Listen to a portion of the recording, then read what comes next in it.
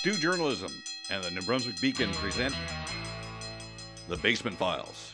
Good morning, welcome to this edition of The Basement Files. I'm Nick Murray. And I'm Shannon Mooney. Our top stories this week are: a fire ripped through a low-income housing complex, leaving many people on social assistance with nowhere to go. Trouble at the pumps. With gas prices rising, more and more customers are speeding away after filling up. And later, we'll take a look into accessibility around St. Thomas University and how the school has made it easier for people with disabilities to attend classes. Last Sunday, a fire broke out in the early mornings along Carleton Street in downtown Fredericton.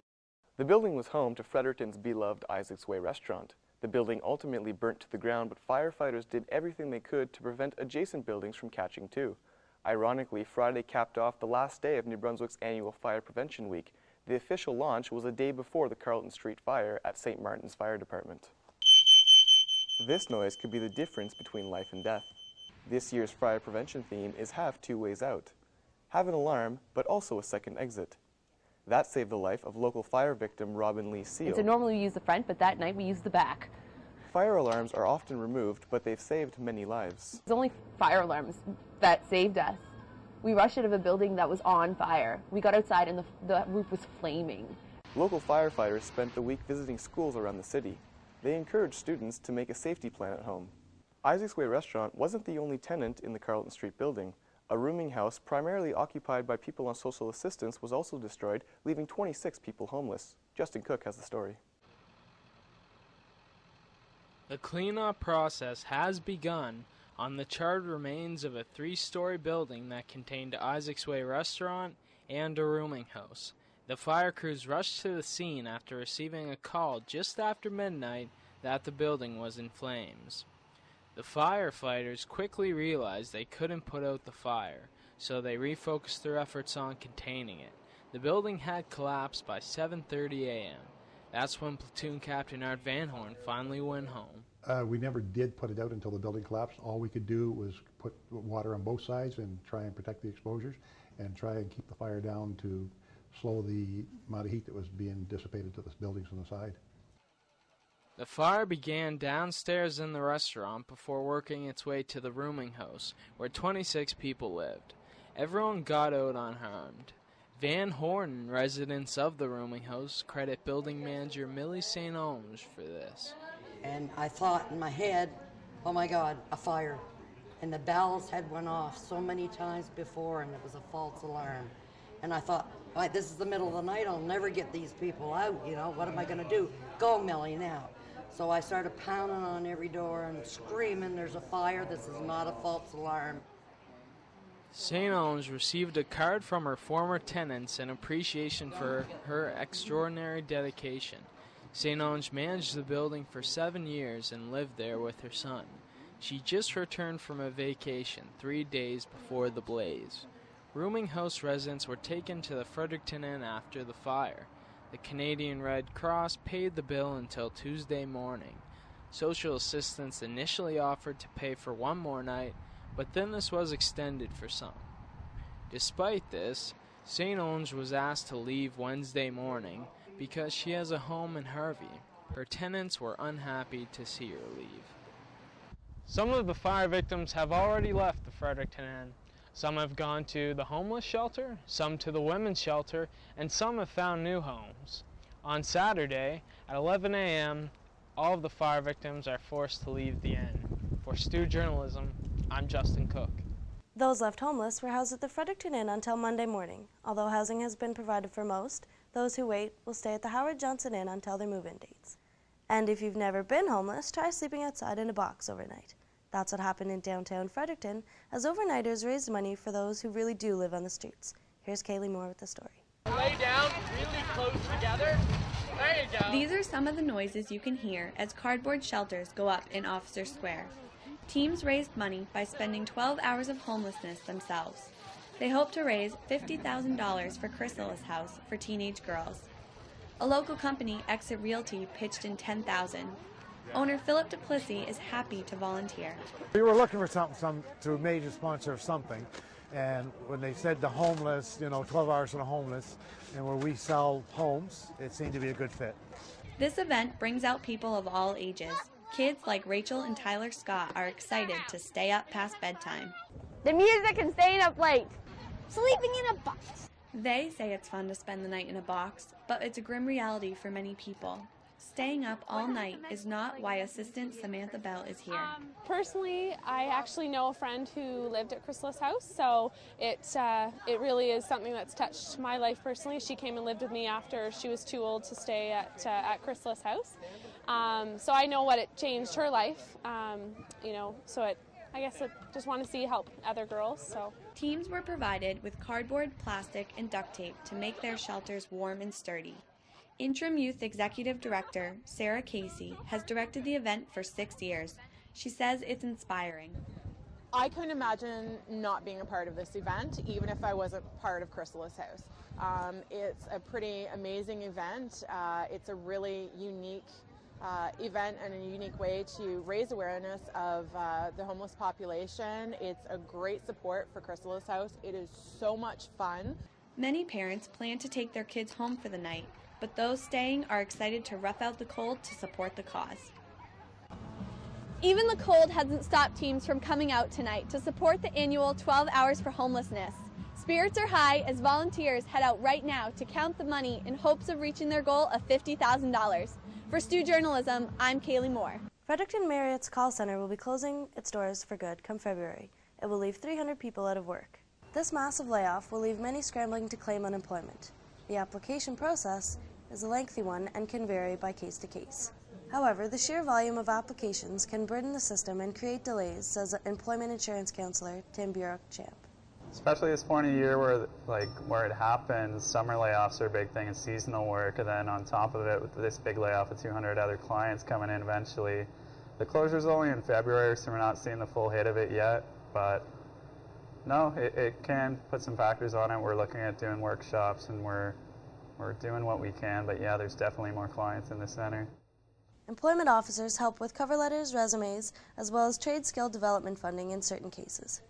The Children's Make-A-Wish Foundation is helping make dreams come true for children with life-threatening illnesses. Walk for Wishes and Frederictonians came together last week to help make those dreams come true. Bronte James has more on the story. Jennifer Price is 14 years old and has been diagnosed with plasma anemia. It is only curable through a bone marrow transplant. A year ago, he applied for a wish to the foundation. This December, his wish comes true. He's going to the Caribbean. Trevor is helping other children's wishes come true by raising the most money by one person for Fredericton's Walk for Wishes. The event started with Good Life Fitness getting the crowd ready for their walk with exercising and dancing. This event was the most successful yet, said event coordinator Debbie Howard. We're granting a lot of wishes. Last year we granted 49 wishes in New Brunswick to children. So when you think about each wish costs about $8,000 to $10,000, that requires a lot of fundraising. So to have an event today where we can truly celebrate wishes, wish children and their families, it's also a celebration of the community coming together to be able to continue to allow us to grant these wishes. Attended by children hoping to have their wishes granted, one person walked because her wish was already granted. Amy Doucette wanted to go to Disneyland. I was a wish child in 1998, and then after that I wanted to help other children grant their wishes, so I started raising money for them as well. And I had to take a break because I had a surgery in 2008. I had to get another tumor removed, which wasn't cancerous, but I had to take a break from raising money, and then we decided to start up again this year because it's my 15 years cancer-free. Although children benefit the most from the walk, their parents also benefit by being able to see their child happy during such hard times. Trevor's mom, Susan, is one of those parents. Oh, it's amazing. It just brings tears to my eyes to think that, we are actually making a difference in children's lives and in families' lives who have sick kids. And your whole family life dynamic changes when you have a child who's sick. And to be able to go away or enjoy something with your family that's provided by Children's Wish is just amazing. With $43,000 raised, today's Walk for Wishes was a success. Because of this, more kids like Trevor and Amy will have their wishes granted. For STU Journalism, I'm Bronte James. The rise of gassing and dashing in the province has local gas stations taking extra precautions. Many install video cameras at each pump, but that does not deter drivers from driving away without paying. Nicole Vera has the story. Filling up your tank is putting many people in the poorhouse, and New Brunswickers have been digging deeper in their wallets lately in order to pay at the pump. While some customers' wallets are getting lighter, others are choosing to leave their money at home. The rise in gas and dashers has become a problem throughout the province. It happens so frequently that many stations have undergone upgrades to catch gas and dashers. Heidi Anderson is the site manager at Circle K in Fredericton. She says prior to security upgrades, they experienced gas and dashers daily. Now, our drive-offs have gotten a lot better since installing the pumps, and that's where you know that a lot of drive-offs are legit. Like, people really are driving away, because otherwise I would still have just as many drive-offs. People would just be coming back, right? In this case now, I don't have as many drive-offs anymore. I would say maybe one a week now, and that's where it shows you that people are legitimately driving away and leaving. And I mean, we're a big corporation. We're run by Circle K, but a lot of the gas stations in Fredericton are privately owned. So it really hits these people in their pockets in a sense, right? Which makes it even harder. So, yeah. Paying for fuel is just another normal expense for many people. John Lynch is a criminology student at St. Thomas University. He feels if you can't afford to fill up, you should find another form of transportation.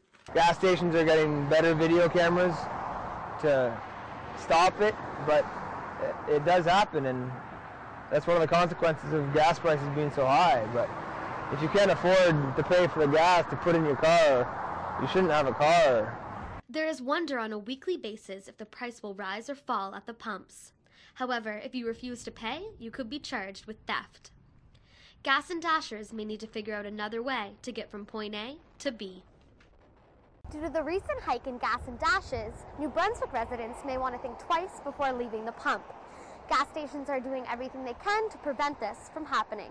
For STU Journalism, I'm Nicole Vare. Earlier this week, I caught up with Tommy's head coach, Troy Ryan, and asked him what his expectations are for the new Grant Harvey Center and the fan experience at the games. I think it's obviously great for our hockey team and our hockey program. I think probably the biggest thing is, like you said, just the fan experience and the opportunity for our fans. The typical hockey fan, I think, has changed over time, and now they're more entertainment fans than they are actual hockey fans. So the time of the cold rink and coming and just getting a hot chocolate and watching a hockey game is gone, and now they want to be entertained. So it's more the extracurricular things you can have in the building. And the Grant Harvey Center just gives us that opportunity. We can entertain people here, potential sponsors, alumni, fans. There's just a lot you can do here in this building, so we're looking forward to it. In the past, when you wanted to bring new recruits in, you just completely avoid the LBR itself.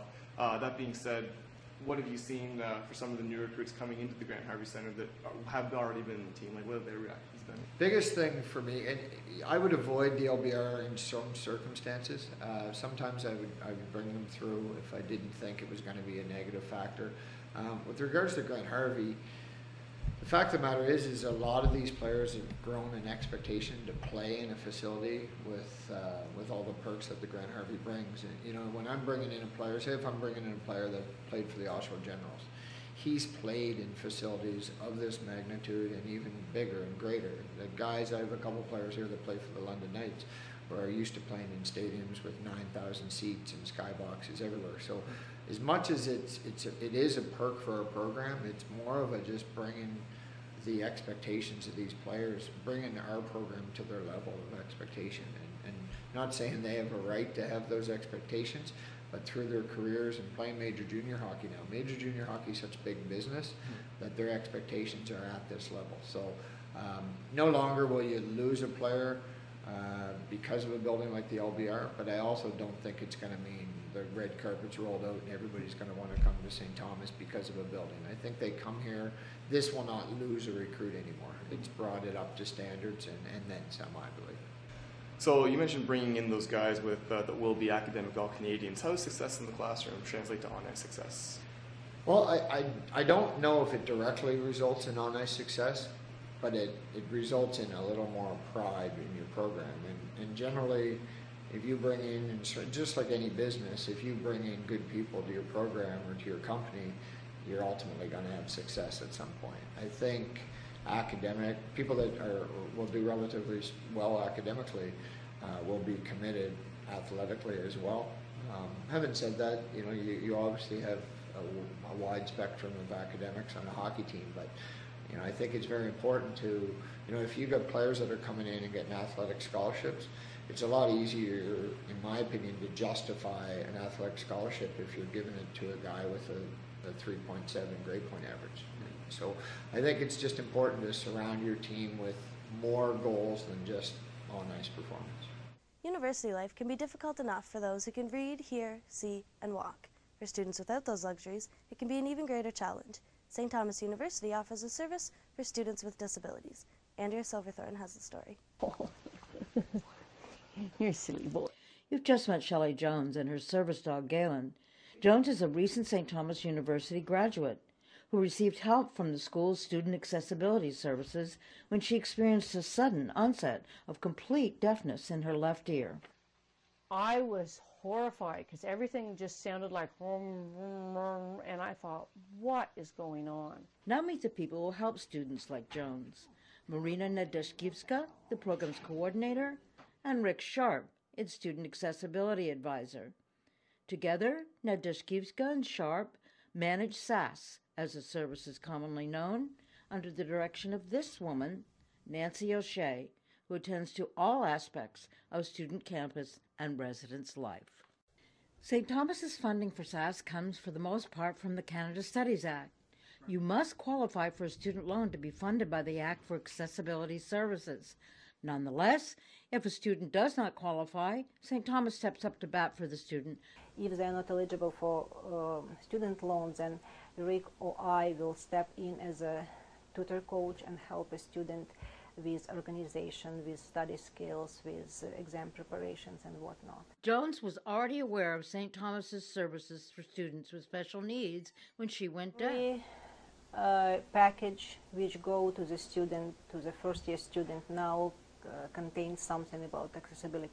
And the students served at St. Thomas has changed dramatically since 2005, when the few students they did serve were all those with physical disability. Our biggest push and our biggest concern would be students arriving at university with ADHD. 80% of the students SAS now serves have some type of learning disability, but Sharp says help for the students has gone high-tech. Talking about assistive software, an example would be a program called Kurzweil 3000. And what that allows is a student that might have dyslexia or cannot process the written word. It gives them the ability to take the book, scan it into the program, and then the program will read the book back to them. For me, it worked out wonderfully. For Nancy O'Shea, Director of Student Life and Retention, it's all about the word all. Secret to our success is our dedication to all students and our belief in the right to education for all students. For STU Journalism, this is Andrea Silverthorne. The St. Thomas women's hockey team kicked off their season this week at the new Grant Harvey Centre. 440 fans showed up to watch the women play against Université de Moncton. The crowd was larger than previous games, but the arena was still half empty. The centre holds 1,500 seats, and the team hopes to fill those empty spots in the future. Some players have already noticed a difference that the centre is having on the team, like fifth-year student and team captain Kayla Blackmore. The LBR was kind of a small place for us to play, and we never really had our own dressing room, so we never really felt like we had a home. And this year we feel like we deserve to have a home, and we walk in every day to see our logo on the floor, and we walk in and our colors are surrounding us all the time. So there's definitely a feeling of pride in the dressing room, and I think all the girls have really bought into that. The Tommies won the game 4-2 and hope their winning streak will continue later on in the season. Thanks for watching another edition of the Basement Files. Stay classy, Fredericton. That was good. Good. Think we called back good? Oh, I don't know. St. Thomas did a good job, you know, like good hockey.